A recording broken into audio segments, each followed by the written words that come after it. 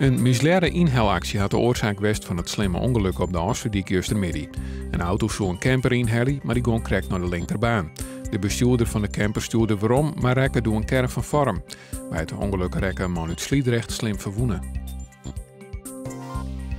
Wetterschip Friesland controleert op het stuit het Frieske zwemwetter op Blauwalg. 2 inspecteurs nemen 1 keer in de 2 weken meusters op maakbaar 40 zwemplakken. De meusters worden geanalyseerd en op kweek zetten in het laboratorium van het wetterschip. Er zijn op het stuit 4 plakken in Friesland op Blauwalg.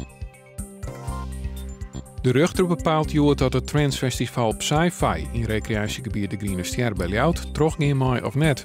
De zaak is onderspant door een aantal omwenners in Ljout en Tietjerk. Zij vinden dat het festival te volle loelsoer lijst Ljout en dat de afsluiting van de Groene Ster te lang duurt.